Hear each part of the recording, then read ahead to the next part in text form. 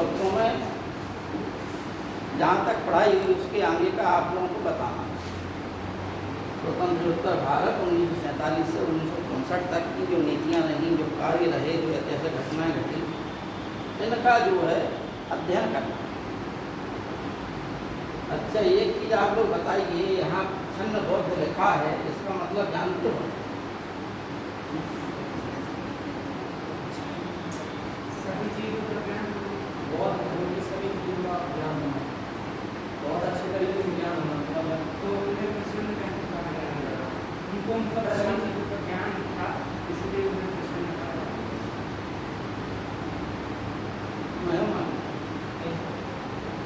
छन्न बौद्ध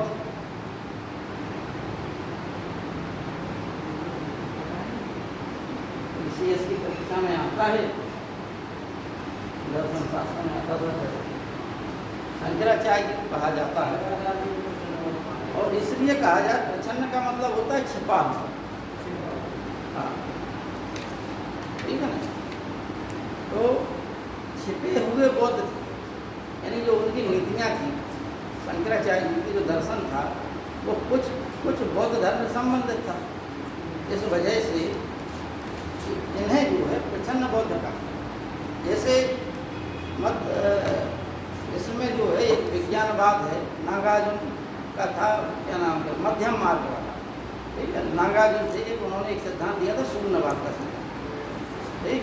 तो उन्होंने कहा कि जगत की जितनी क्रियाएं हैं वो घूम फिर के शून्य तक आ जाती हैं, शून्य से प्रारंभ होंगी, शून्य पर ही समाप्त होंगी। पूरा दर्शन उनका जो है शून्य पर आधारित था, यानी एक बीज जो है मिट्टी में डला, अंकुरण आया, पौधा आया, बड़ा होगा, फल लगे, उतने फल लगे कि अनेकों बीज हो गए, सैकड़ों करोड़ों की संख्या में बीज हो गए। धीमे धीमे वो वृक्ष बूढ़ा होगा, बूढ़ा होके फिर क्या होगा, सूख गया, सूख के फिर जो है लगते उसकी काट दी गई या गंध सड़ के अपना खत्म हो जाएगा। यानी जिस मिट्टी में वो डला था बीज, उस वह मिट्टी एक समय बाद फिर वह उसी स्थिति में आ जाएगी। तो जो स्थिति पहले थी वही स्थिति कुछ समय पश्चात फिर आ जाएगी। इस प्रकार से उन्होंने कहा कि शून्य जो है एक चक्कर की तरह घूमता है, जहाँ से प्रारंभ होती हैं घटनाएं वहीं पर फिर पुनः आ जाती हैं। इस प्रकार से उन्होंने और भी विस्तृत तरीके से शून्यवाद को समझाया, ठीक है ना। तो इसीलिए इन्हें, क्योंकि शंकराचार्य जी ने क्या कहा था, शंकराचार्य जी ने मायावाद का सिद्धांत दिया। शंकराचार्य जी ने ब्रह्म सत्यम जगत मिथ्या जीवो ब्रह्म ना परा, यानी जो कुछ है वो जो है माया के जनित है, ब्रह्म ही एकमात्र सत्य है। जिस प्रकार से शून्यवादी कहते हैं कि शून्य सत्य है। तो इन दोनों सिद्धांतों को जब आप अध्ययन करेंगे, बहुत बड़े बड़े सिद्धांत हैं, मतलब हम जो समझा रहे हैं वो बिल्कुल उनका जो है मूल समझा दिया, लेकिन सिद्धांत बहुत बड़े हैं। जब आप लोग पूरा पढ़ लेंगे, समझ लेंगे, तो आपको समझ में आ जाएगा क्यों शंकराचार्य को प्रच्छन्न बहुत होता है। क्लियर हो गई बात। अब आगे आप लोग आइए, हमने चूंकि आप लोगों को स्वतंत्र योद्धा भारत में रजवाड़ों वाला बता दिया था, जम्मू कश्मीर इनका बता दिया था आपको, हाँ? नहीं पढ़ाया था हमने।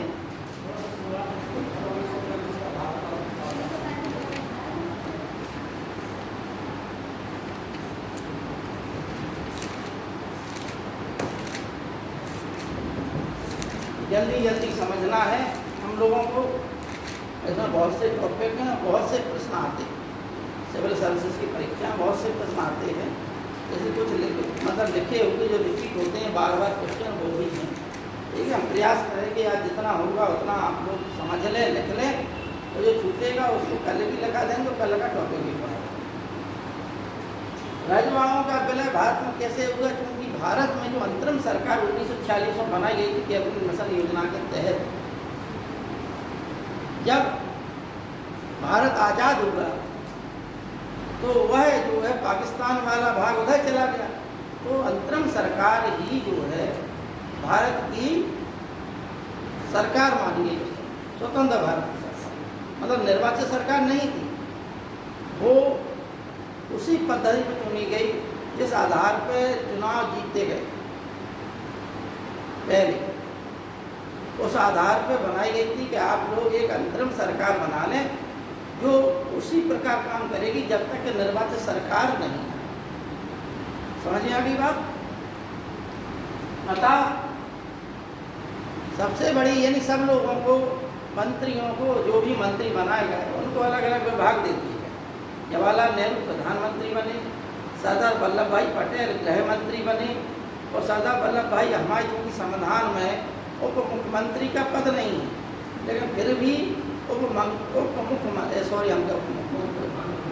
प्रधानमंत्री, ठीक है ना, प्रधानमंत्री की बात हो गई, तो सरदार वल्लभ भाई पटेल को उप प्रधानमंत्री भी कहा गया। संवैधानिक पद नहीं है, लेकिन फिर भी उन्हें इतने अधिकार दिए गए कि प्रधानमंत्री के बाद यदि कोई पावरफुल है दूसरा तो वो कौन है? उप प्रधानमंत्री। और सरदार वल्लभ भाई पटेल को गृह मंत्रालय दिया गया।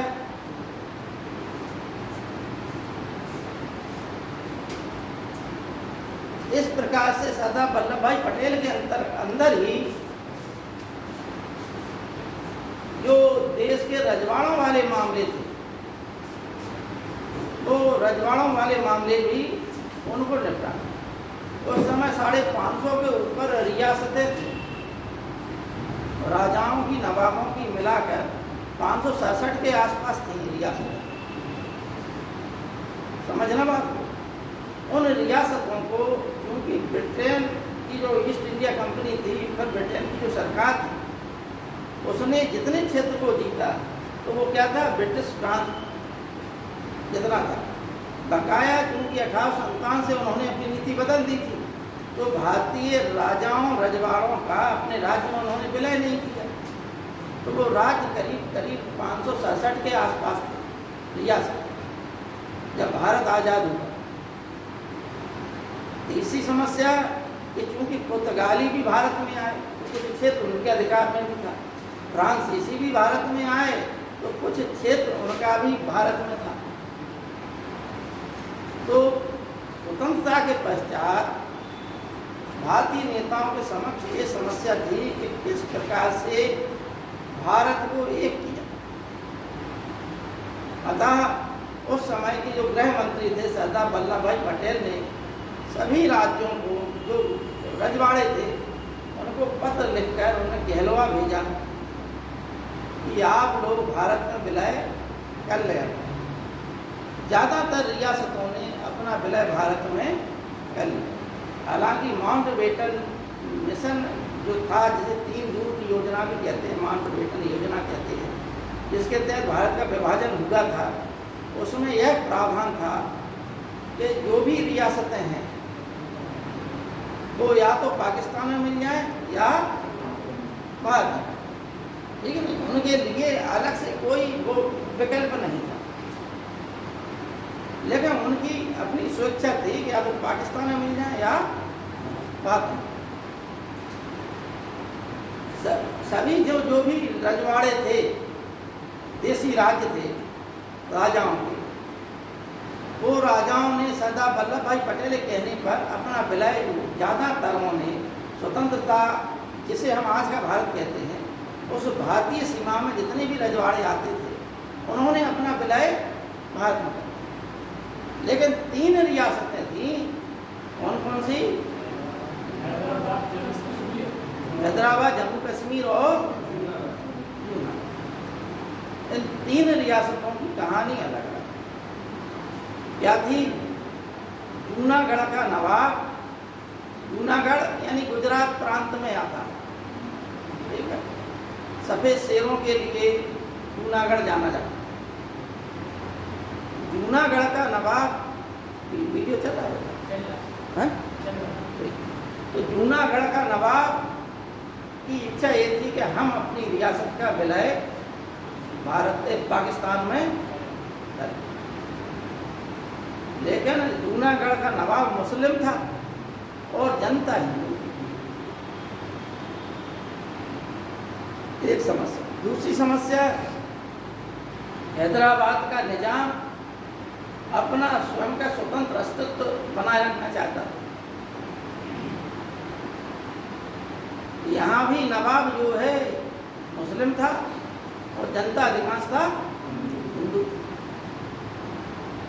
तीसरा राज्य जम्मू कश्मीर युद्धा की स्थिति में था। हालांकि उस समय जो राष्ट्रीय आंदोलन जुड़े रहे, एक कोई दल था उस समय, वहाँ के जो प्रमुख नेता थे शेख अब्दुल्ला, फारूक अब्दुल्ला के पिताजी, ठीक, उमर अब्दुल्ला के दादा। तो उस समय जम्मू कश्मीर रियासत के प्रमुख पद पर थे। तो उन्होंने भी सलाह दी। उस समय वहाँ का राजा हिंदू था जिनका नाम था हरी सिंह, और प्रजा मुस्लिम थी कश्मीर में। लेकिन हालांकि जम्मू कश्मीर में 3 भाग हैं, जम्मू कश्मीर और लद्दाख। यह कश्मीर की जो जनसंख्या, क्योंकि कश्मीर जो है ठंडा प्रदेश है और प्राकृतिक प्रदेश है, सुंदरता से भरा हुआ प्रदेश है, बढ़िया प्राकृतिक झीलें हैं और अनेकों ऐसे दर्शनीय स्थल हैं। सेब के बागान हैं, केसर के बागान हैं। ये सब कहाँ पर है? कश्मीर। जम्मू गर्म रहता है, लद्दाख भी गर्म रहता है, लेकिन उपजाऊ भूमि कहाँ की है? कश्मीर। तो वहाँ की ज़्यादातर जनसंख्या जो है मुस्लिम थी और राजा भी जम्मू कश्मीर का दुद्धा की स्थिति में था।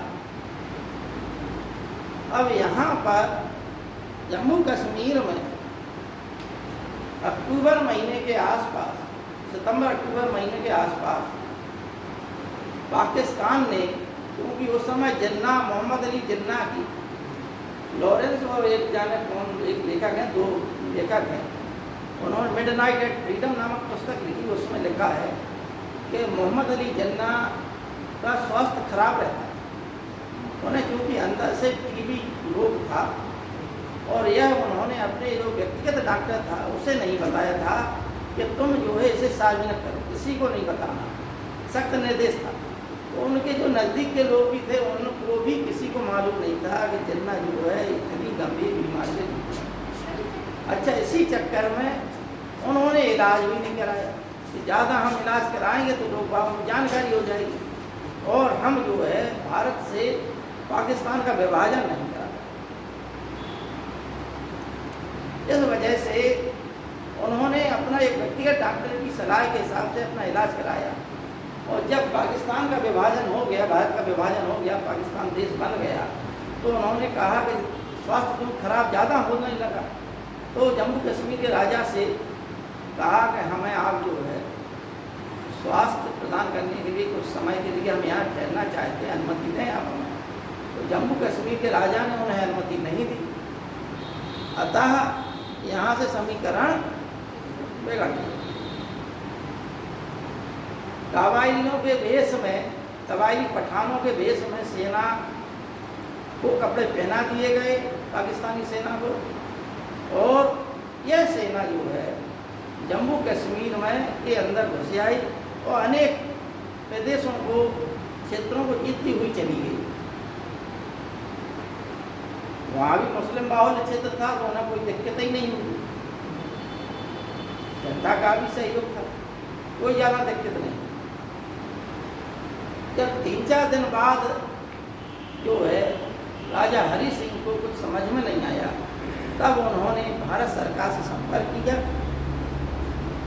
और भारत सरकार ने ये कहा कि हम तभी जो है आपके राज्य में हस्तक्षेप करेंगे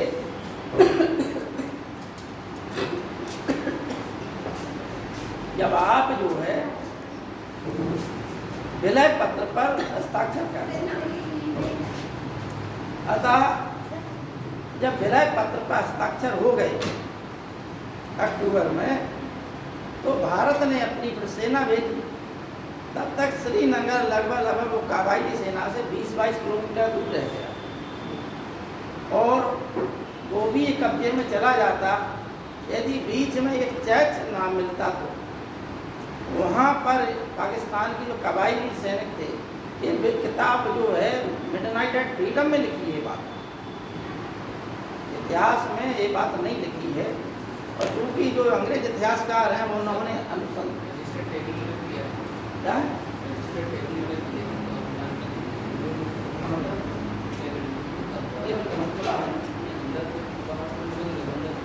हाँ जी।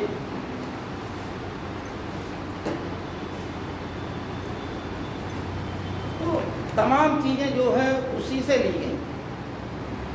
इतिहास में हमारे जो इतिहासकार हैं उन्होंने जो आधुनिक भारत का इतिहास लिखा, तमाम चीज़ें उस किताब से उन्होंने जो भी तो उतार दी।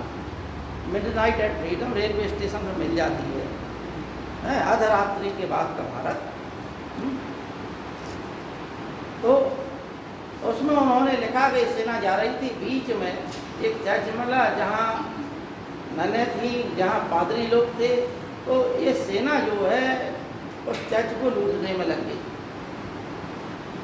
तो करीब एक दिन का समय इन लोगों का वहाँ खराब हो गया।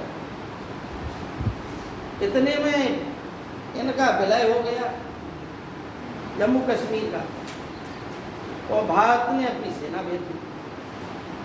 युद्ध हुआ आपस में।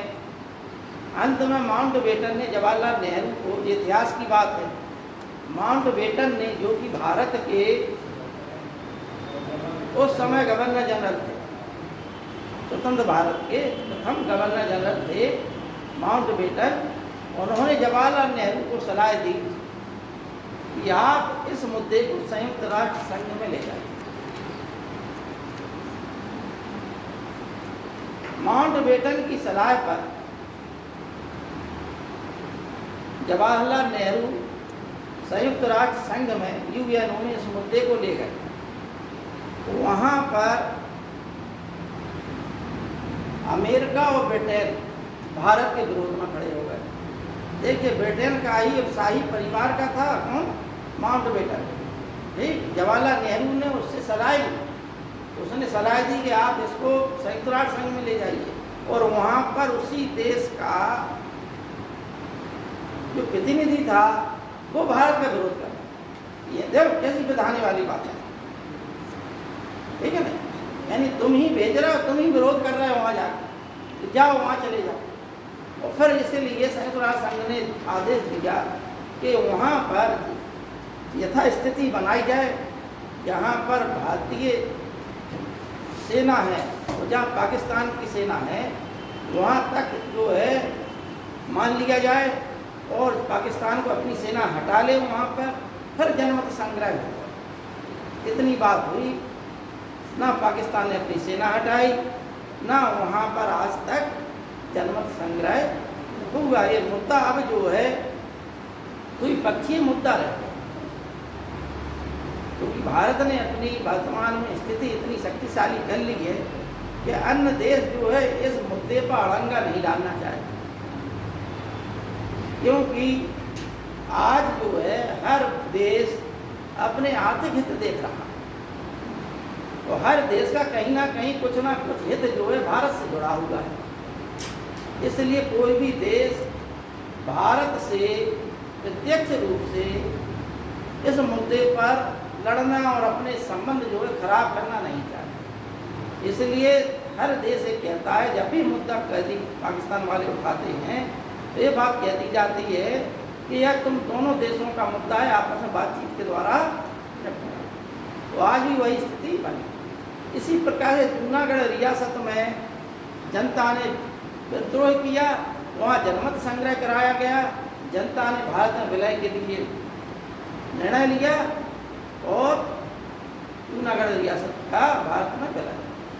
हैदराबाद में एक पार्टी थी, हैदराबाद में, उसका नवाब ने समर्थन किया, क्योंकि हिंदू विरोध कर रहे थे, बहुसंख्यक जनता हिंदू थी, तो वो नवाब का विरोध कर रहे थे।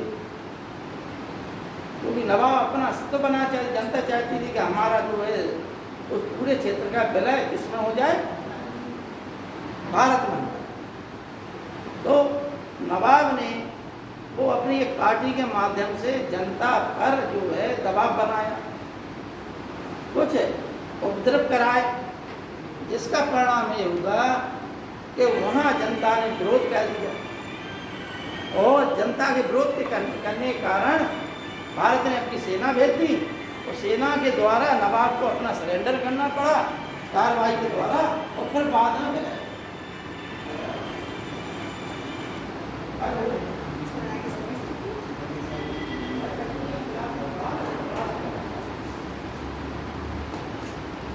इससे संबंधित जो तथ्य हैं तो आप लोग लिख लीजिए जो परीक्षा में आते हैं।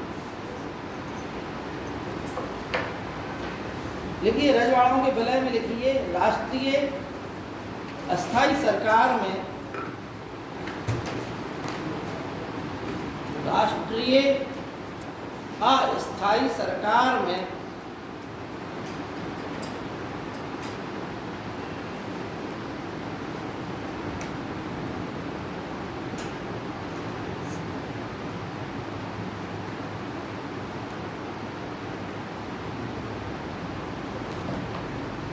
गृह मंत्री सरदार पटेल,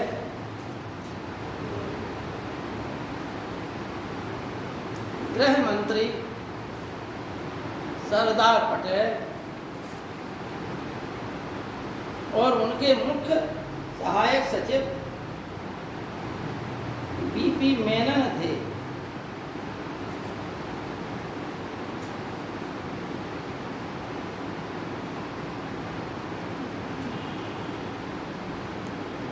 बीपी मेनन थे।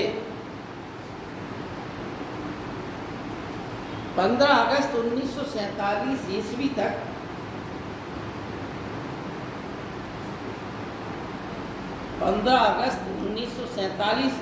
तक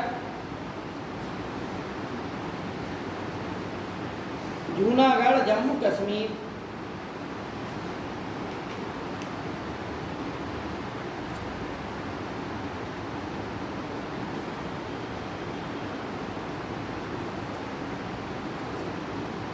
क्या क्या लगा दीजिए, जूनागढ़ जम्मू कश्मीर और हैदराबाद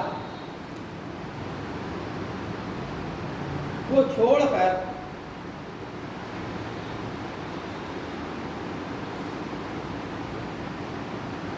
सभी रजवाड़े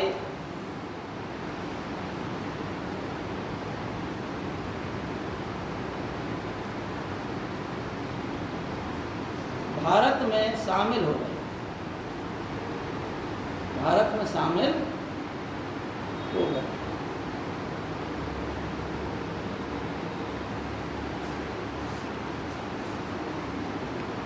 अब हेडन डालिए आप लोग जूनागढ़।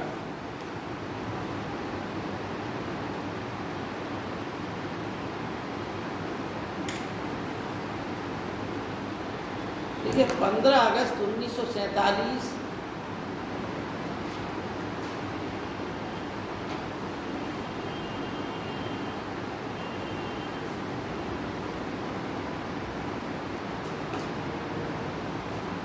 नवाब ने 15 अगस्त 1947 में कहाँ के नवाब, जूनागढ़ के नवाब, ठीक है। नवाब ने पाकिस्तान में विलय की घोषणा की।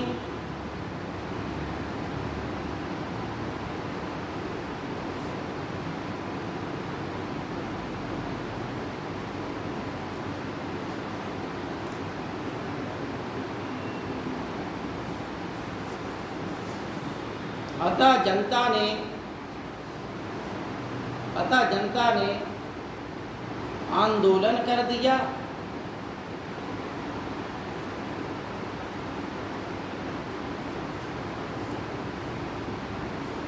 नवाब पाकिस्तान भाग गया।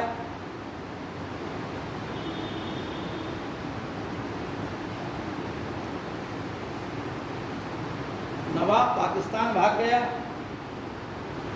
और जूनागढ़ रियासत के दीवान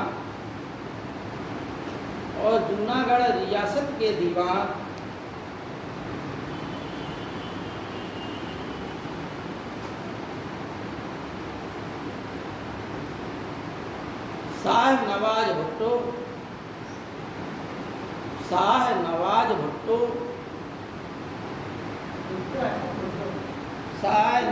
भुट्टो बेनजीर भुट्टो का नाम सुना है? हाँ? हाँ है, पाकिस्तानी प्रधानमंत्री रहे। ठीक, इनके पिता का क्या नाम था? जुल्फिकार अली भुट्टो। जुल्फिकार अली भुट्टो के पिता का नाम था शाह नवाज भुट्टो। समझ आ गई बात? यानी जूनागढ़ रियासत के दीवान उस समय शाह नवाज भुट्टो थे। नवाब पाकिस्तान भाग गया। दीवान ने जो है भारत सरकार से हस्तक्षेप की बात कही। भारत सरकार ने वहाँ जनमत संग्रह कराया और जनता ने भारत में विलय के लिए अपनी इच्छा जाहिर कर। ठीक है नहीं? तो शाह नवाज भुट्टो और इनका परिवार फिर पाकिस्तान में चला गया। जुल्फिकार अली भुट्टो सेना में रहे प्रमुख पद पर, और फिर जो है लोकतंत्र का तख्ता पलट करते हुए जुल्फिकार अली भुट्टो सैन्य तानाशाह बन गए। अंत में जुल्फिकार अली भुट्टो को हटा दिया गया, इन्हें फांसी पर चढ़ा दिया गया। कुछ समय पश्चात इनकी जो पुत्री थी, जुल्फिकार अली भुट्टो की पुत्री बेनजीर भुट्टो ने अपनी एक पार्टी बनाई थी। उस पार्टी के माध्यम से चुनाव लड़ा और चुनाव के माध्यम से वो विजयी हुई। एक बाद में उनकी बेनजीर भुट्टो की हत्या कर दी गई थी। एक सभा में संबोधन कर रही थी, वहाँ पर उन्हें गोलियों से भून दिया गया था। तो ये सब कहानी इतिहास की, ठीक है नहीं? तो संबंध जुड़ गया कि नहीं जुड़ गया? है नहीं? तो इतिहास का क्या है, जब तक याद नहीं होगा, जब तक आप संबंध नहीं होगा। यानी आप अगर आपको सीधी सी बात है, जैसे मान लो विज्ञान आप लोगों ने पढ़ी होगी, बीएससी कितने छात्र किए हुए या कर रहे हैं? एक, ठीक है ना? तो बीएससी में कौन बायो के मैथ कौन सी साइड? मैथ। बहरहाल कोई भी हो, साइंस में जितना हम पढ़ते हैं साइंस ट्रिक के माध्यम से पढ़ते हैं। बड़ी बड़ी चीज़ों को, चाहे रिएक्शन कुछ भी हो, हम जो है उसको ट्रिक के माध्यम से शॉर्टकट में याद करते हैं। ठीक है ना? उसी प्रकार से इतिहास भी एक अनुसंधान का विषय है। इतिहास को अगर विज्ञान के माध्यम से आप पढ़ेंगे, विज्ञान के तरीके से पढ़ेंगे, तो क्या बहुत जल्दी याद होगा। क्या आप बस इतिहास में एक दूसरे की कड़ियाँ जोड़ लें, पूरा इतिहास आप याद है, तो कड़ियाँ नहीं जोड़ रहे आप, इस घटना के बाद ये क्या होगा, उस घटना के बाद क्या होगा, तो आपको आप व्यवस्थित लगेगा पूरा इतिहास। घटनाएं आपको याद नहीं। ठीक है? देखिए इसमें कि जूनागढ़ के दीवान शाह नवाज भुट्टो, यानी ब्रैकेट में लिख लीजिए जुल्फिकार अली भुट्टो के पिता,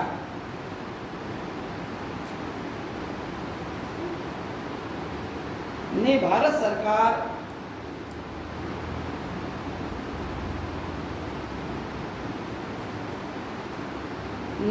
सरकार को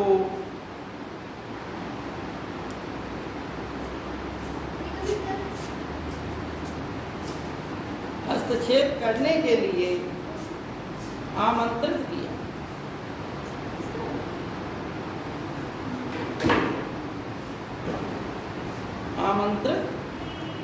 किया।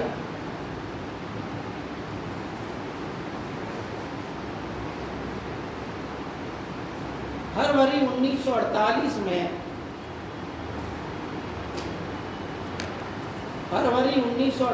में जनमत संग्रह भारत के पक्ष में रहा।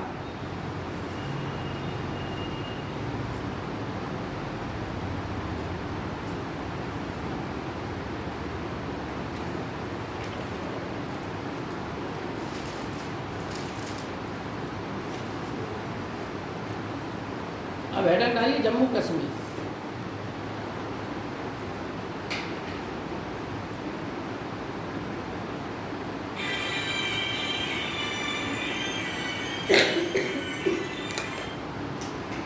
हेलो,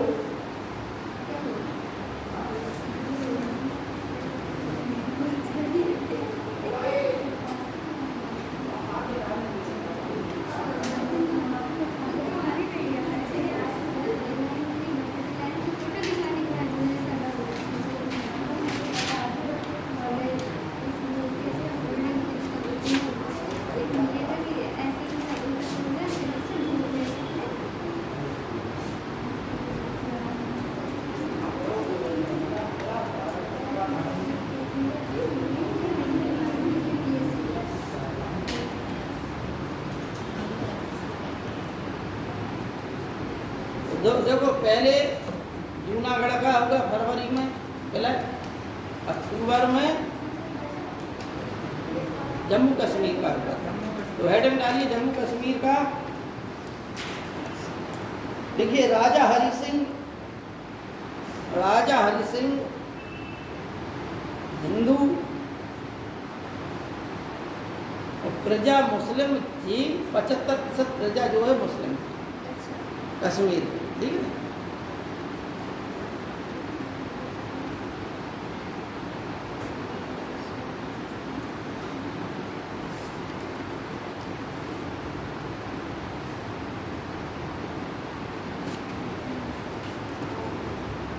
जम्मू कश्मीर का एक इतिहास लिखा था राजतरंग ने।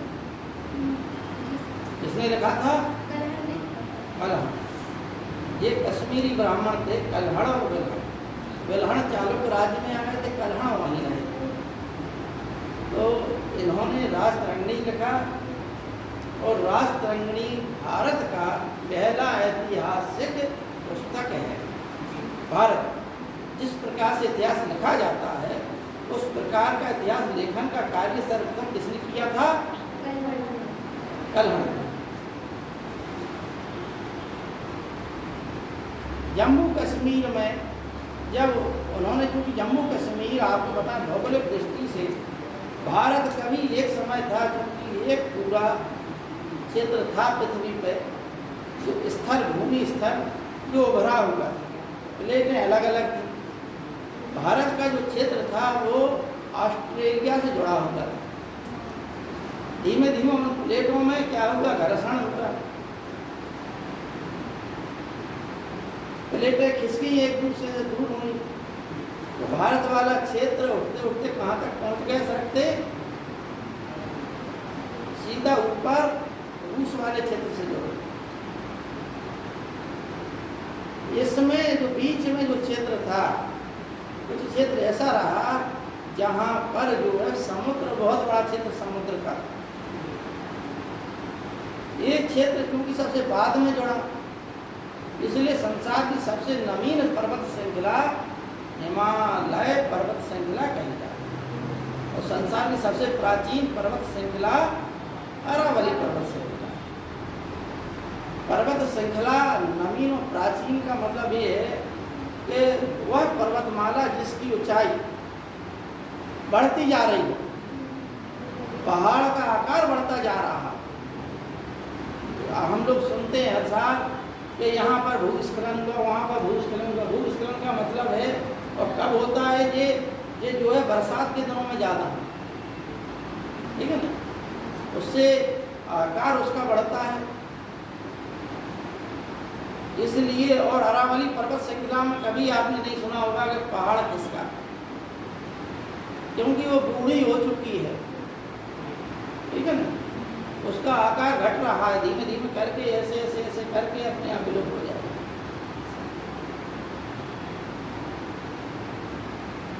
तो संसार की सबसे प्राचीन पर्वत श्रृंखला अरावली पर्वत श्रृंखला, संसार की सबसे नवीन पर्वत श्रृंखला हिमालय पर्वत श्रृंखला।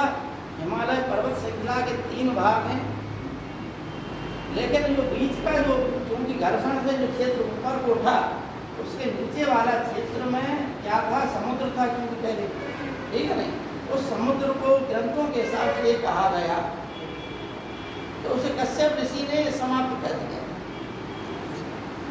कश्यप ऋषि उस क्षेत्र में गए, उन्होंने उस समुद्र को समाप्त कर दिया, तो वह भूमि स्थल निकल आया। वो भूमि स्थल बड़ी उपजाऊ थी, इसलिए आज भी जम्मू कश्मीर में बहुत अच्छी चीज़ें, जो केसर एसर सेब की खेती वहाँ पर होती है। यहाँ से जब आर्यों ने अपना वहाँ प्रचार प्रसार किया तो अनेक धार्मिक स्थल बनाए अपने, और जब इतिहास लिखा गया तो प्राचीन इतिहास के बाद यानी अनेक महान जो विद्वान हुए उसमें जम्मू कश्मीर में,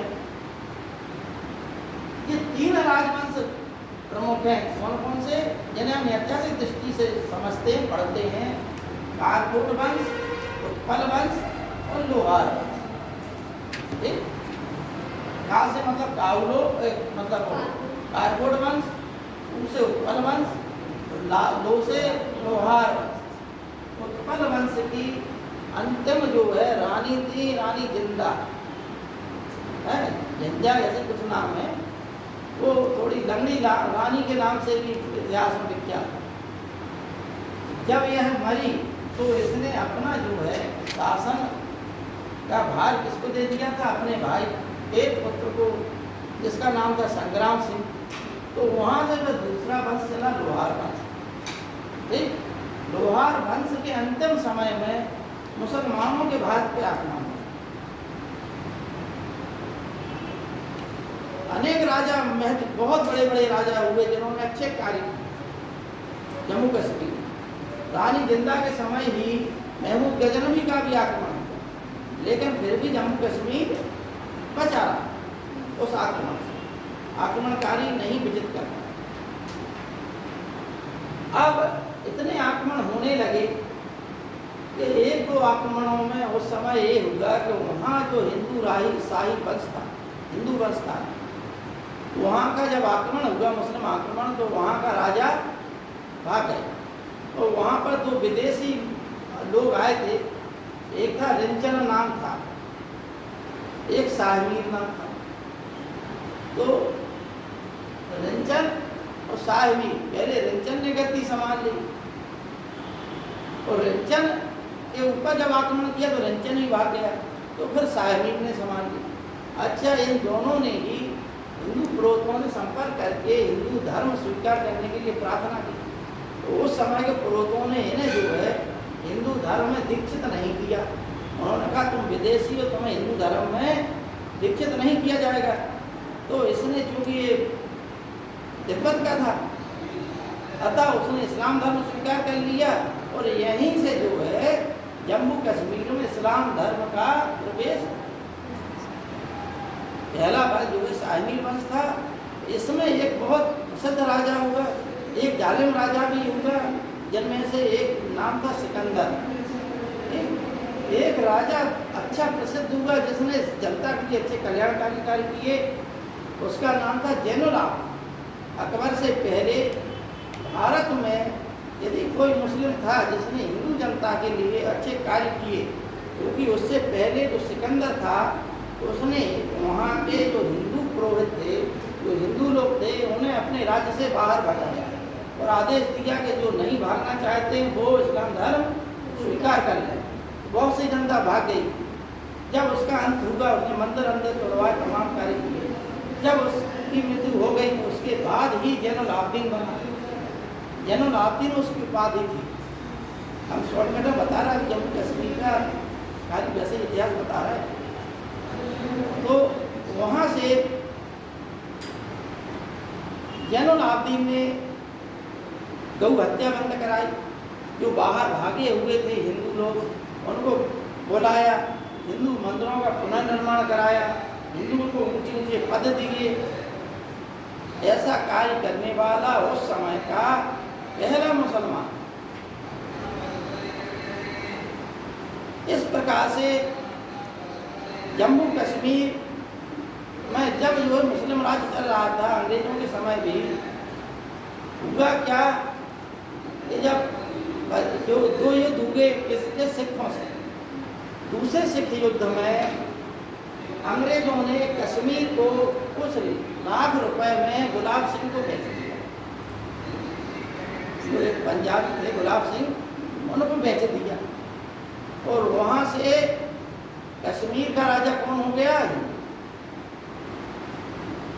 गुलाब सिंह को बेच दिया अंग्रेजों ने। वहाँ से राजा कौन हो गया? हिंदू।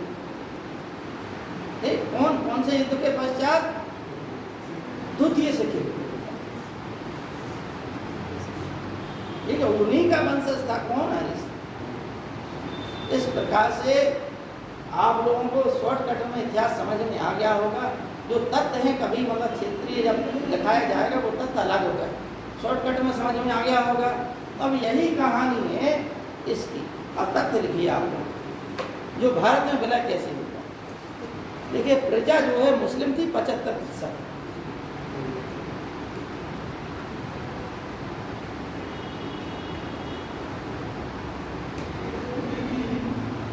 समय के प्रमुख जो नेता थे जम्मू कश्मीर के, शेख अब्दुल्ला कश्मीर का विलय भारत में चाहते। लिख लीजिए, उस समय के प्रमुख नेता शेख अब्दुल्ला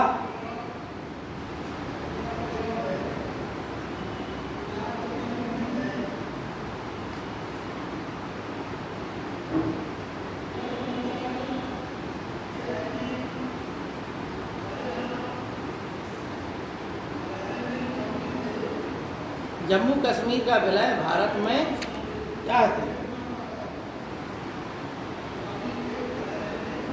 देखिए 22 अक्टूबर 1947, इसको अंडरलाइन कर दीजिए, 22 अक्टूबर 1947 को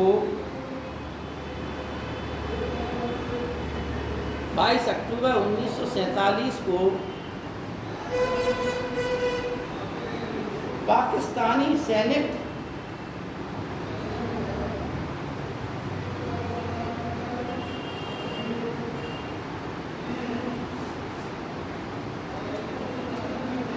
कबायलियों के वेश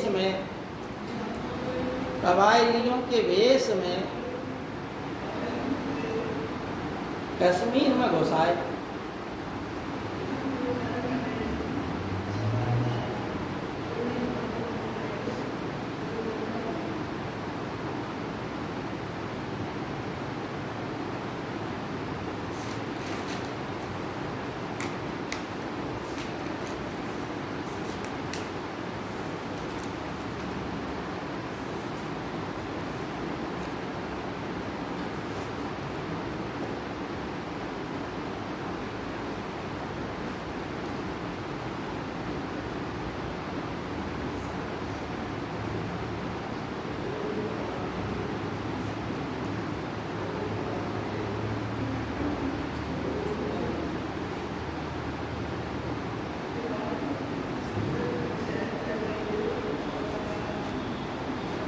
देखिए इस समय 22 अक्टूबर 1947 को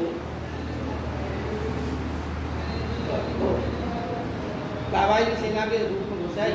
24 अक्टूबर को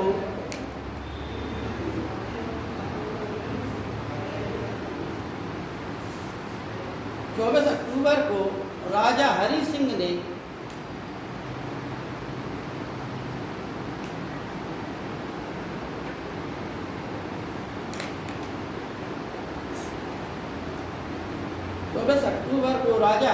ने भारत विलय पर अपने हस्ताक्षर कर दिए।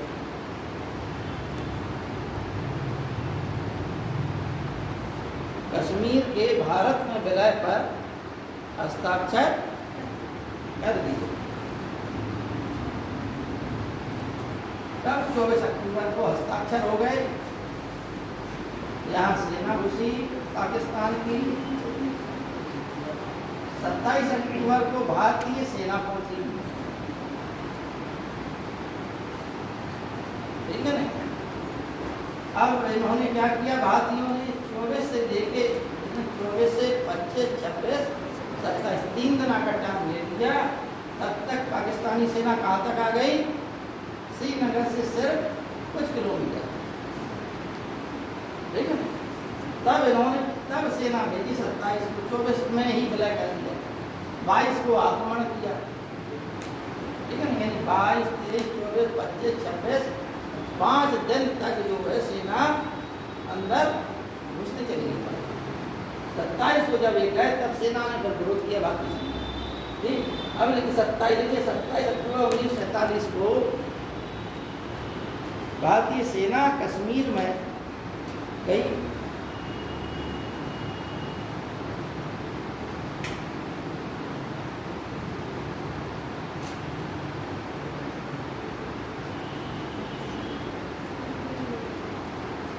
दिसंबर 1947 को माउंटबेटन की सलाह पर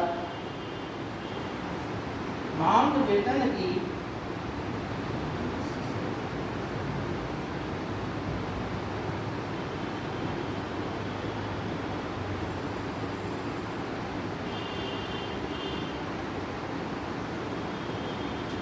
जवाहरलाल नेहरू इस मुद्दे को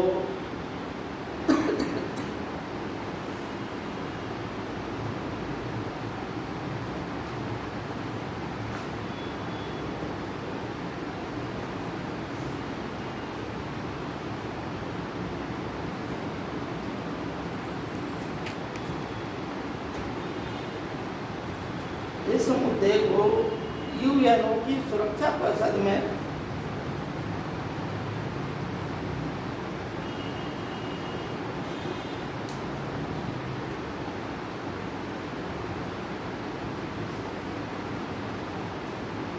ले जाने को तैयार हो गए।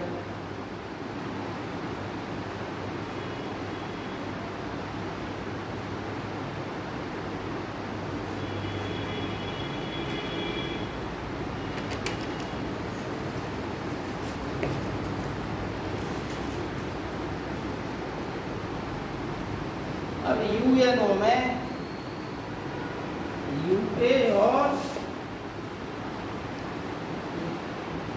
यूएसए, मतलब यूके का मतलब यूनाइटेड किंगडम, मतलब इंग्लैंड या ब्रिटेन, यूएसए का मतलब संयुक्त राज्य America, United state of America. यह इन दोनों ने पाकिस्तान का साथ दिया, ठीक है ना।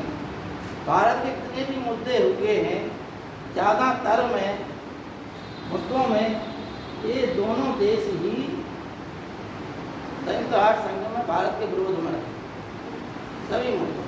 आज ये दोस्त बनना चाहते हैं, लेकिन एक समय था जब भारत जो है आयातक देश था, भारत एक गरीब देश था, भारत की सेना कमज़ोर थी, भारत विज्ञान और टेक्नोलॉजी क्षेत्र में कमज़ोर था। आज भारत जो है संसार का ऐसा पहला देश है जो एक साथ 100 से अधिक उपग्रह भेजने वाला देश है। जो विकसित देश हैं उनके भी उपग्रह भारत लॉन्च कर रहा है। भारत ही एकमात्र ऐसा देश है जो कम पैसे में उपग्रह भेजने की टेक्नोलॉजी विकसित की है, ठीक है ना। तो आज भारत अन्य चीज़ों में बहुत मजबूत है। एक समय था जब भारत में मतलब संसार में जब कई रोग फैलते थे तो यहाँ पर उसकी वैक्सीन के लिए कई साल लग जाते।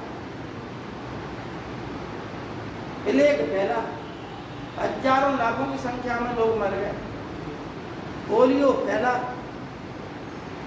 लाखों बच्चे जो है अपाहिज हो गए। भारत सरकार ने दवाई कब मंगाई? जब सालें हो गई, बहुत कई वर्ष लगे। और जबकि पश्चिमी देशों में रोग फैला, वैक्सीन बनी और उन लोगों ने वैक्सीन लगाना अपनी जनता को प्रारंभ कर दिया।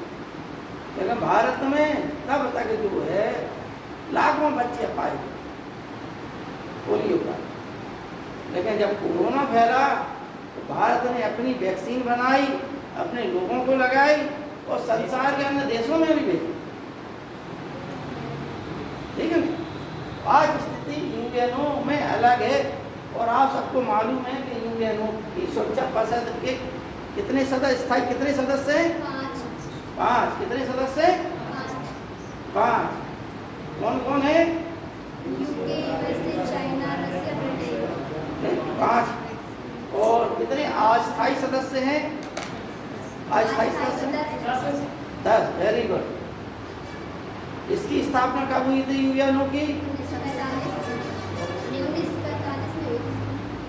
मैं डेट के बताओ। 24 अक्टूबर। तो उस सुरक्षा परिषद में इस मुद्दे को उठाया। अंत में 31 दिसंबर 1948 को दोनों देशों ने युद्ध विराम की घोषणा कर दी, ठीक है ना। ये तत्व लिख लीजिए, 31 दिसंबर 1948 को युद्ध विराम की घोषणा कर दी।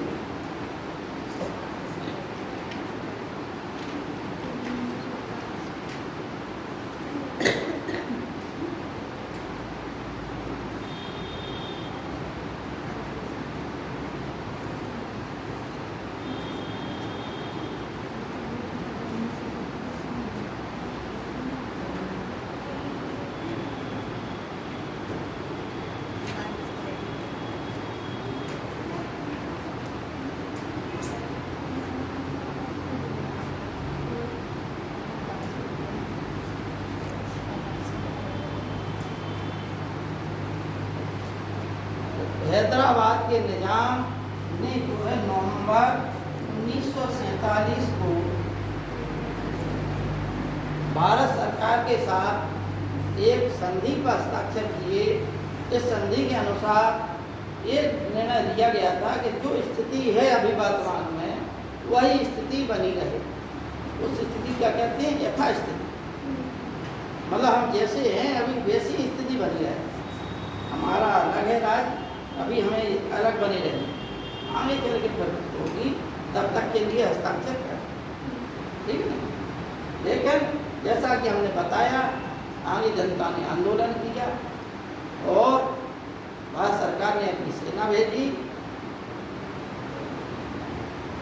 इसका विलय दिसंबर में 1948 में विलय, देखिए इस समय नवंबर 1948 में हो गया था, ठीक है ना। देखिए भारत की सबसे बड़ी रियासत हैदराबाद की रियासत थी।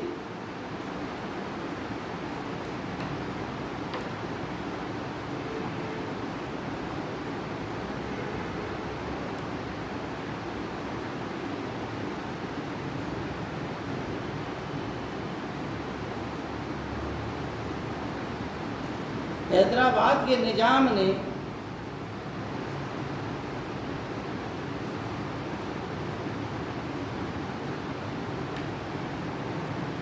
नवंबर 1947 में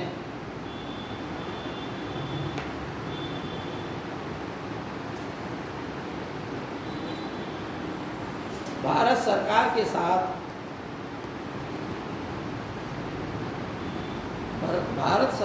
साथ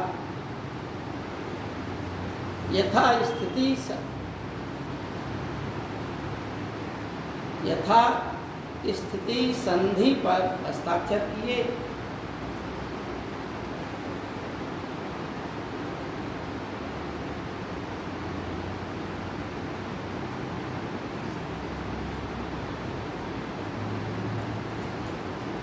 जनता ने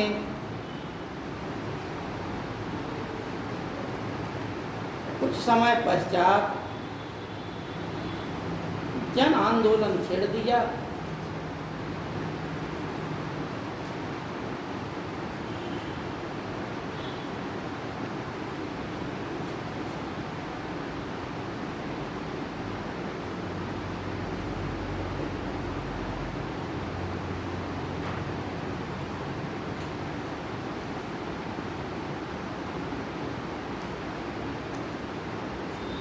निजाम ने एक संगठन था, इसका नाम था इत्तिहाद उल मुसलमीन। एक सांप्रदायिक संगठन था, मुस्लिम संगठन था। इस संगठन को बढ़ावा दिया, जिससे राज्य में सांप्रदायिक दंगे बढ़ने लगे। इस संगठन जो है हिंदुओं को दबाने लगा, जनता विरोध कर रही थी।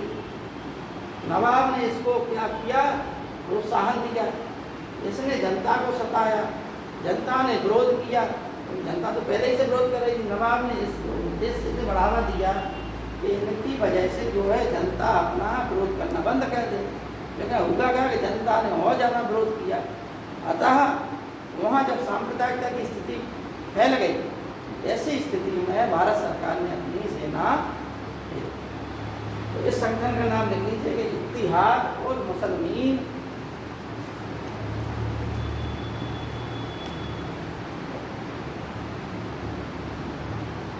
नामक मुस्लिम सांप्रदायिक संगठन को निजाम ने बढ़ावा दिया।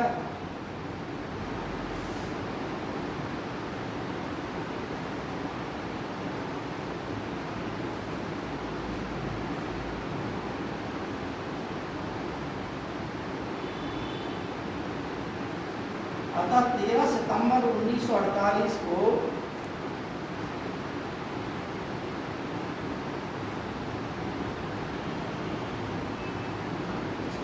देखो एक शब्द आता है इसमें, विशेष परीक्षा में आया है क्या? भारत की जो सेना भेजी गई एक ऑपरेशन के तहत भेजी गई, और वो उस ऑपरेशन का क्या नाम था? ऑपरेशन पोलो। क्या नाम था? ऑपरेशन पोलो। और जब भारत ने भारत छोड़ो आंदोलन प्रारंभ किया था, तब ब्रिटेन की जो भारत में सरकार थी उसने भी कांग्रेसी नेताओं को पकड़ने के लिए वो ऑपरेशन चलाया था। उस ऑपरेशन का नाम था क्या? Operation zero hour. ठीक है ना? ये दो जो है ऑपरेशन याद रखना, एक ऑपरेशन जीरो आवर और ऑपरेशन पोलो। ऑपरेशन पोलो किससे संबंधित है? हैदराबाद से। ठीक,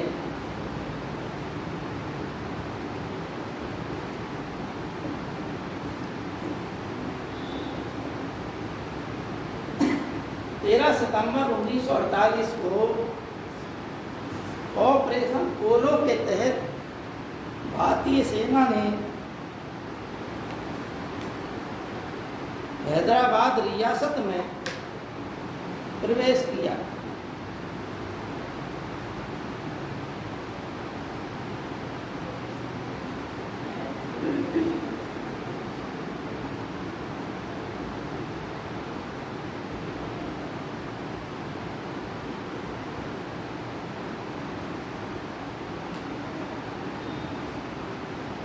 भारतीय सेना ने हैदराबाद रियासत में प्रवेश किया। नवंबर 1948 में हैदराबाद रियासत का भारत में विलय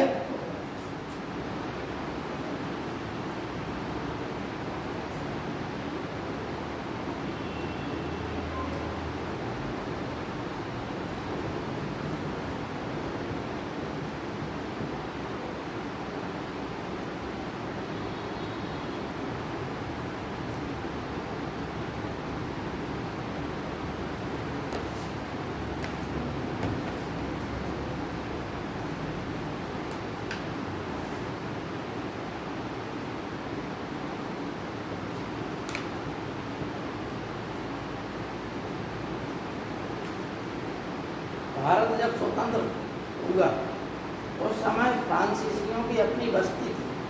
कहाँ थी? पांडिचेरी में, चंद्रनगर में और माही, यहाँ पर। और इन तीनों का जो है भारत सरकार ने दबाव डाला और 1954 में इनका विलय किया। ठीक है ना? इसमें लिखिए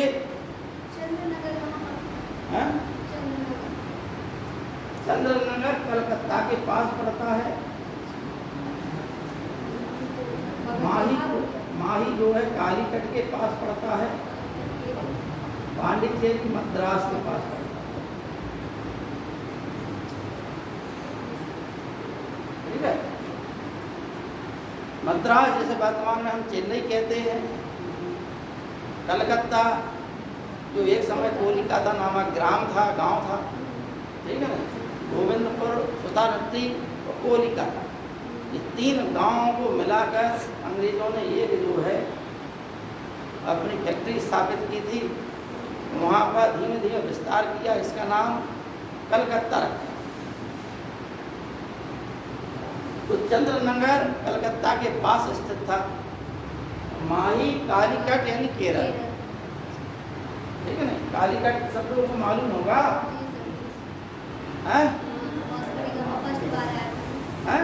वास्को डी गामा पहली बार। ठीक, और शायद अब्दुल गनी नाम था, क्या नाम था, जिसने वास्को डी गामा को रास्ता दिखाया था भारत है ना? तो लिखिए नवंबर 1954 में, इस समय इसका हमने क्या बताया, नवंबर 1954 में विलय हो गया। शॉर्टकट में लिखना तो इतना लिख दो फटाक से। फ्रांसीसी क्षेत्र का विलय कब हुआ? नवंबर 1954 में। कौन से क्षेत्र थे? पांडिचेरी, चंद्रनगर और माही।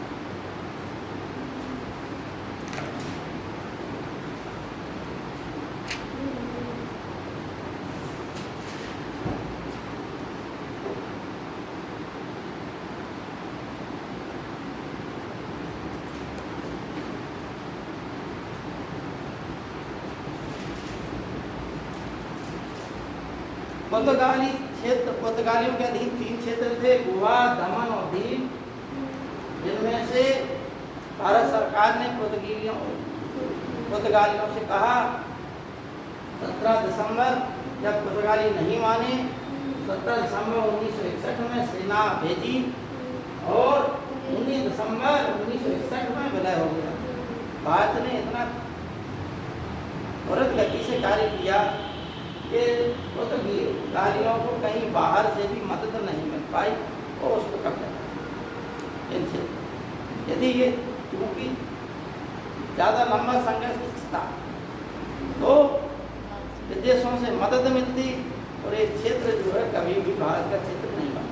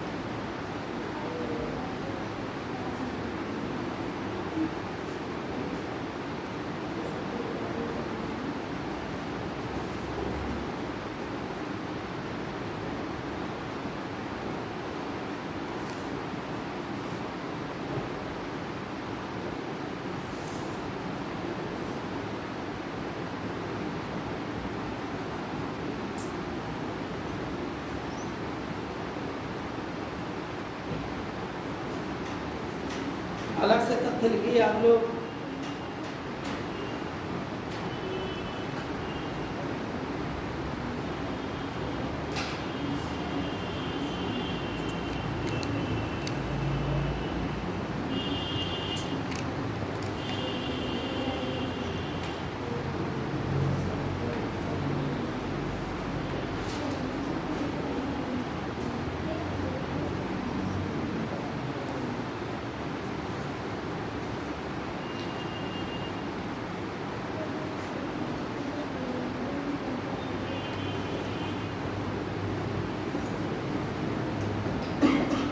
ये हमने पहले बताया था तुम लोगों को कि जब भारत में विभाजन होगा तो सांप्रदायिक दंगे हुए, उन सांप्रदायिक दंगों में 5 लाख लोग मारे गए,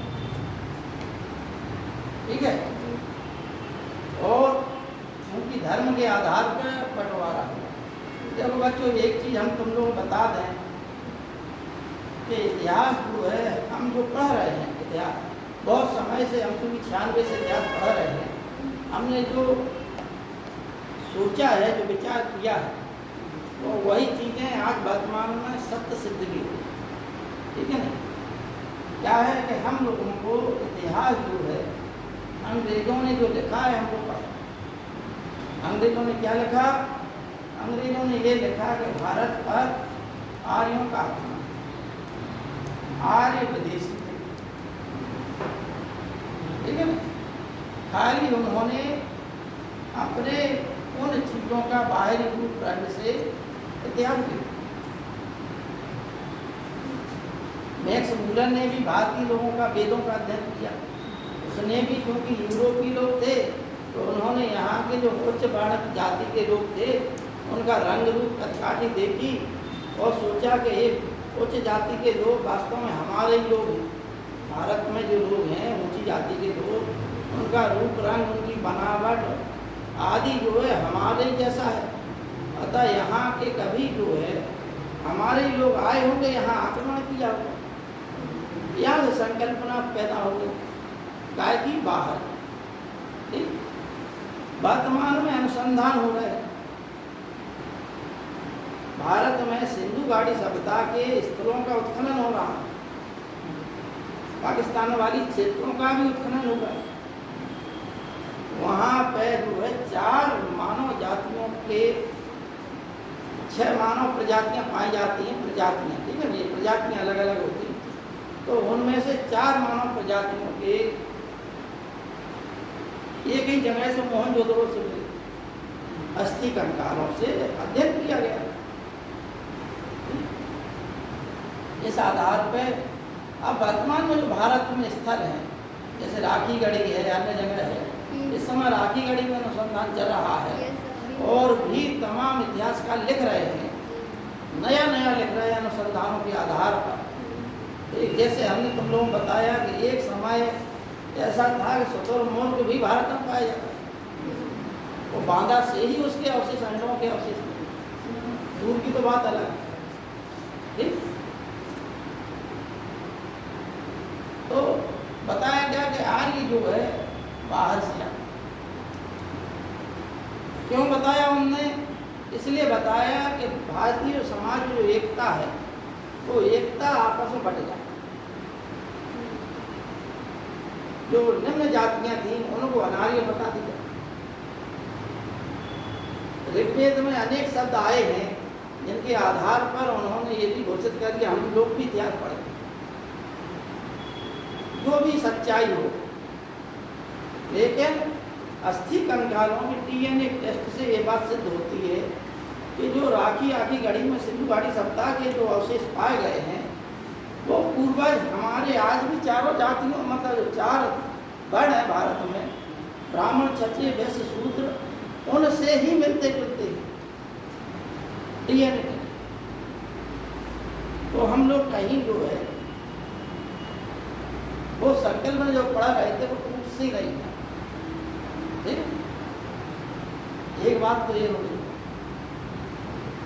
अतः अब हम दूसरा तथ्य बता रहे हैं आपको कि भारत में तो धर्म के आधार पर बंटवारा होता है, एक बीज बोया जाता है तमाम, ठीक है ना। देखो एक चीज है कि घर में मान के चलो 2 भाई, अगर एक भाई असंतुष्ट है तो भी घर में शांति नहीं होती, तो दोनों असंतुष्ट हो तो कलह रखी है, रोज कलह रखे। तो वही स्थिति है कि व्यक्ति कहीं ना कहीं से विभेदीकरण ढूंढ लेता है। क्या क्या समाज में विभेदीकरण है? घर में से ही विभेदीकरण प्रारंभ हो जाता है। घर से बाहर निकलेगा पड़ोसी से विभेदीकरण, पड़ोस से बाहर निकलेगा समाज से विभेदीकरण, फिर जाति के आधार पर विभेदीकरण, फिर वर्ण के आधार पर विभेदीकरण, फिर धर्म के आधार पर विभेदीकरण। यानी जो विभेदीकरण भिन्नता की जो आदत पड़ी हुई है उससे समाज का विकास नहीं होता बल्कि विनाश ही होता है, ठीक है ना। शांति काल में विकास होता है और युद्ध काल में विनाश। जब अशांति छा जाए, कोई भी देश हो, जिस देश में शांति का काल लंबा होगा उसमें विकास होगा, जिस देश में शांत होगा वहाँ पर विनाश। जैसे मध्य एशिया कोई भी कालखंड ले लो तुम, हमेशा, क्योंकि क्या था, रेगिस्तान था, ऊंचे ऊंचे पहाड़ थे, ज़्यादा नदियाँ नहीं थी, पानी की समस्या थी, तो यहाँ लोग बस तो गए, भेड़ बकरियाँ चराते थे, कबायली लोग थे, अनेक कबायली लोग थे, वो आपस में ही मारकाट करते थे। अंत में जो पराजित होते थे वो लोग भागकर कहाँ आते थे? मैदानी क्षेत्रों में। अब मैदानी क्षेत्र है कहाँ? भारत में, इराक में, नजरा फरात का जो मैदान है इराक में, वो मैदानी क्षेत्र, तो यहाँ आके बह जाता है और यहाँ आके फिर हमेशा ही के लिए बह जाता है। यहाँ से कहाँ भागेगा?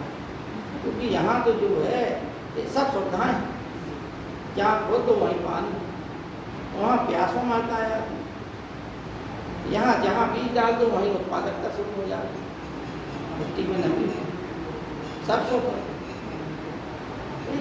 तो यहाँ पर जो लोग आए यहीं बस गए।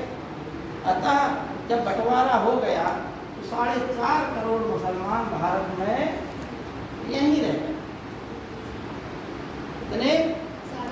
4.5। अब जो विशेषकर पाकिस्तान से हिंदू आए और जो बांग्लादेश बना है, यानी जो समय पाकिस्तान 2 थे, पश्चिमी पाकिस्तान, पूर्वी पाकिस्तान, तो वहाँ से भी हिंदू आए। तो उन हिंदुओं की संख्या कितनी थी? 60 लाख। और यहाँ से भी कुछ मुसलमान पाकिस्तान को गए, तो वहाँ भी शरणार्थियों की समस्या थी, ठीक। इस संबंध में इन दोनों देशों के बीच में 8 अप्रैल 1950 को एक समझौता होगा, जिसे नेहरू लियाकत समझौता कहा जाता है। किसके लिए होगा? शरणार्थियों के पुनर्वास के, शरणार्थियों के पुनर्वास के लिए हुआ। कैसा समझौता? ये समझौता हुआ कि जो मुसलमान भाई वहाँ गए हैं, उनकी जो भूमि है, जो संपत्ति है, जो मकान है, उनको हिंदू भाइयों को बांट दिया जाए, और पाकिस्तान से जो हिंदू आए हैं उनकी संपत्ति को जो यहाँ से हिंदू गए हैं उन लोगों में बांट दिया। इस प्रकार का समझौता हुआ था। नेहरू और लियाकत समझौते के नाम से जाना जाता है। 8 अप्रैल 1950 लिख लीजिए,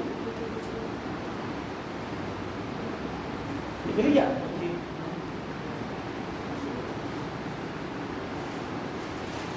अब ये समस्या जो है 1951 तक, 50 में होगा, 1951 तक समाप्त होगा। लेकिन इस चीज का विरोध जो कैबिनेट मंत्रियों ने किया भारत में, कौन कौन? श्यामा प्रसाद मुखर्जी,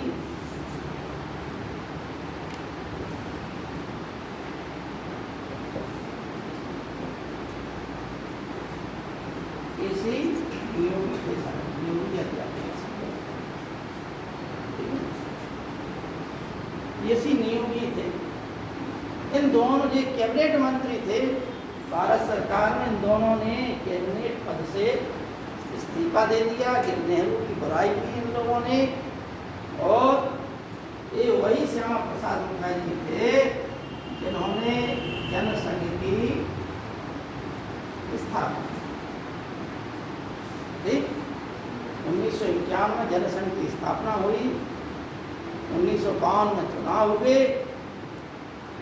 जनसंघ ने एक पार्टी के रूप में कार्य किया, और 1953 में जब श्यामा प्रसाद मुखर्जी जम्मू कश्मीर की यात्रा पर थे, वहीं पर ये जो है मृत पाए। जनसंघ आरएसएस के द्वारा समर्थित एक पार्टी थी। बाद में 1977 में जनसंघ का विलय जनता दल में कह दिया गया। अंत में जनता दल जो है भारतीय जनता पार्टी के रूप में 80 के दशक के आसपास, हाँ, 78 में से वो एक्ट आया था, फिर 80 में हो गया। क्या एक्ट आया था? अरे भाई मतलब जो वो पारित नहीं किया गया था सर, रूलिंग प्लान आया था ना 1978 में, उसी के लिए जनता पार्टी के लिए तो आया था। हाँ, वो तो 77 में आया था। हम भारतीय जनता पार्टी की बात कर रहे हैं। वो तो जनता दल की पार्टी बनी, फिर उसमें विरोध हो गया था, ठीक है ना। तो ये लोग अलग हो गए थे। बहरहाल अब आगे का आप लोग देखिए। तो सीमा निर्धारण के लिए हमने बता दिया था आप लोगों को।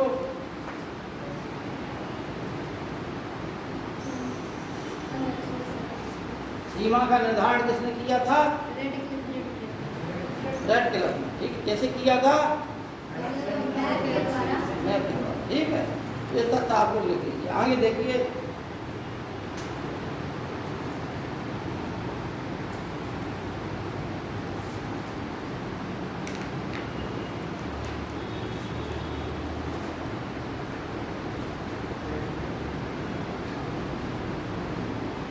सितंबर 1969 को भारत और पाकिस्तान के बीच में सिंधु जल बंटवारा संधि हुई।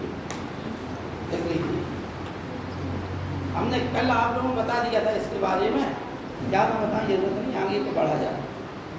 सर 1969 था ये कि 69 है बेटा, 59 में 59 में वो हुआ था वाशिंगटन सम्मेलन, 59 में, 69 में।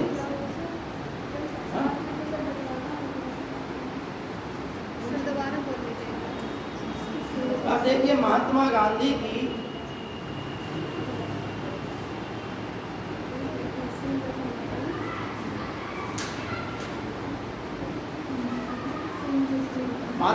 की हत्या कब हुई? 1948, 30 जनवरी 1948। 20 जनवरी 1948। किसने की थी? नाथूराम गोडसे। नाथूराम गोडसे। कितने लोगों को फांसी सजा हुई? ये हाँ? तो 2 लोगों का नाम हमें ध्यान आ रहा और ध्यान नहीं आ रहा। 8 लोग अभियुक्त बनाए गए थे इसमें, नाथूराम गोडसे और एक आपटे थे। इन 2 लोगों को फांसी की सजा दी गई। ठीक, इसकी हत्या से संबंधित भी एक इतिहास है, वो अभी रहने दें। हम आप लोगों को संविधान से संबंधित कुछ टॉपिक हैं, उसके संदर्भ में चर्चा कर रहे हैं। खाली बकाया जो है पहले लिखाया जाए।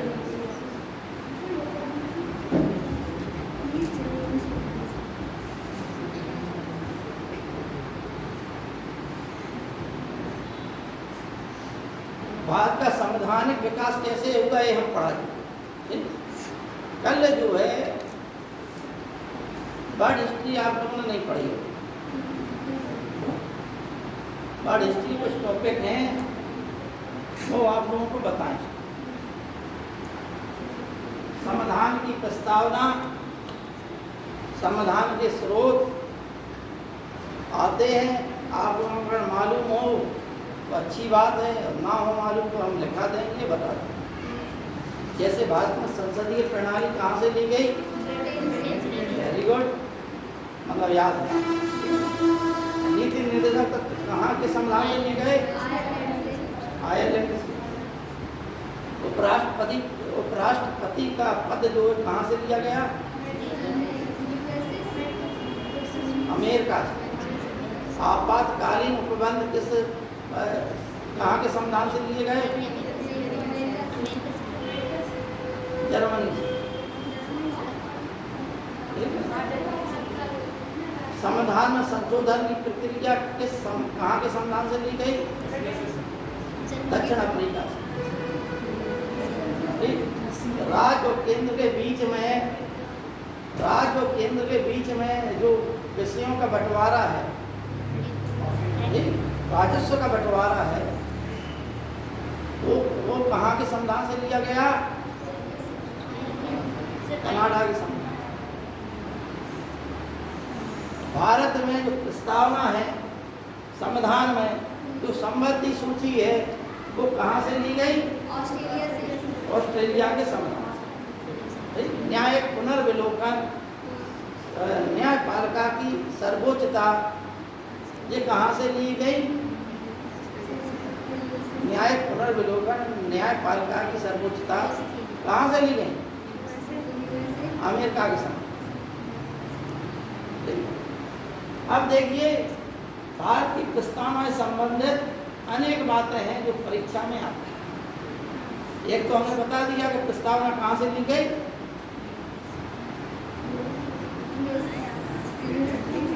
ऑस्ट्रेलिया के संविधान।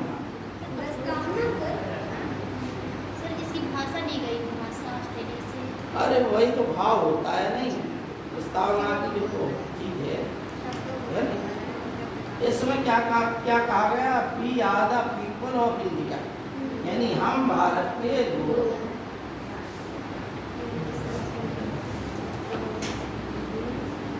प्रस्तावना पूरी पढ़ लेना, ठीक है। हम भारत के लोग भारत को एक संपूर्ण प्रभुत्व संपन्न समाजवादी पंथ निरपेक्ष गणराज्य बनाने के लिए, तो इसमें जो चीज है अंत में लिखा है कि मिति मार्गशीर्ष शुक्ल सप्तमी संवत 2006 को इस विधान को, इस संविधान को अंगीकृत, अधिनियमित और आत्मार्पित कर। अंत में 3 शब्द लिखे हैं, अंगीकृत, अधिनियमित और आत्मार्पित।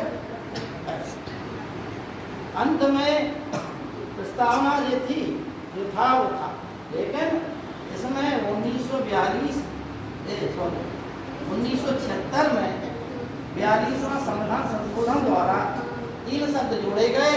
कौन कौन?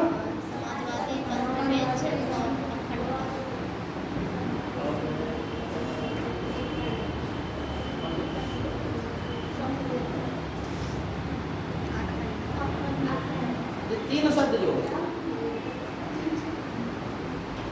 अब सबसे बड़ी बात है कि हम प्रस्तावना में जो शब्द दिए गए, उन शब्दों का यदि भावार्थ नहीं समझ पा रहे तो कोई मतलब।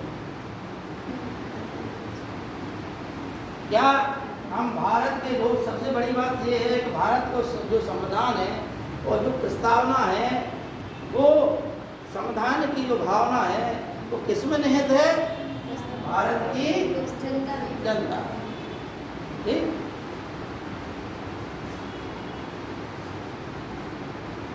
इसमें जो शब्द हैं, हम भारत के लोग भारत को एक संपूर्ण प्रभुत्व संपन्न, तो संपूर्ण प्रभुत्व संपन्न का मतलब कोई बता सकता है? ऐसा लोकतंत्र, ऐसा राज्य जो अपने निर्णय खुद ले सकता है, किसी की जरूरत नहीं। जिसमें उसकी उच्च शक्ति और निम्न शक्ति दोनों निवास करते हैं। हाँ, जिसके साथ स्वयं की उच्च शक्ति हो तो उसका स्वयं कोई विधान कर सकता है। देखो आप लोग सही बोल रहे हैं, लेकिन इसमें एक चीज और समझने वाली है, जो आप लोग बोल रहे हो इसे लिख देंगे आपको पूरे नंबर, लेकिन यह जो चीज है जो आप लोग कह रहे हो संपूर्ण प्रभुत्व संपन्न, संपूर्ण प्रभुत्व संपन्न का मतलब है कि ऐसा देश जिसकी आंतरिक नीति, जिसकी बाह्य नीति, ठीक, आंतरिक नीति का मतलब जिसकी गृह नीति, बाह्य नीति का मतलब जिसकी वैदेशिक नीति पर किसी अन्य वैदेशिक शक्ति का नियंत्रण ना, ये दोनों ही नीतियां उसकी स्वतंत्र हों, उस स्थिति को हम क्या बोलते हैं? संपूर्ण प्रभुत्व संपन्न। यानी जो भी हम निर्णय लेंगे, जो हमारा देश निर्णय लेगा, वो अपने विचार, अपने आधार पर लेगा, किसी देश के दबाव में हम निर्णय नहीं लेंगे। और ये अभी भी सिद्ध हो रही बात, इसमें रूस यूक्रेन युद्ध में अमेरिका वाले चाहते हैं कि भारत हमारे गुट में आए, रूस चाहता है हमारे गुट में आए। रूस ने भी धमकी दे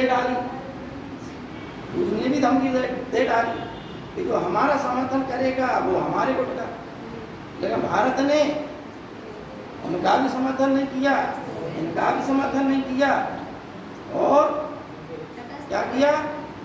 निष्पक्ष बना रहा, तटस्थ रहा। ठीक है ना? इसी आधार पर जो हमारी विदेश नीति है, उस विदेश नीति के आधार पर एक आंदोलन चलाया गया 1961 में, जिसे हम कहते हैं गुटनिरपेक्ष आंदोलन। जिस समय संसार दो ध्रुवों में बटा हुआ था, एक कौन सा था ध्रुव? एक अमेरिकन गुट था जिसे हम लोकतांत्रिक गुट कहते हैं, एक साम्यवादी गुट था जिसे रूसी गुट कहते हैं। लेकिन भारत और एशिया अफ्रीका के वो नवोदित राज्य देश जो किसी अन्य गुट में से नहीं जुड़ना चाहते थे, बल्कि ये है कि भाई तुम्हारे पास गेहूँ है तो हम तुमसे खरीद लेंगे, इनके पास चना है तो इनसे चना खरीद लेंगे। अब गेहूँ वाले संबंध रखेंगे तो चना वाला चना नहीं देगा, ठीक है ना? तो गुटनिरपेक्ष नीति वालों का ये कहना था कि हम दोनों से संबंध बना के रखेंगे, किसी गुट के हम नहीं रहेंगे, इसलिए हम निर्गुट हैं। चलिए आज का टॉपिक इतना ही, कल इससे आगे की चर्चा।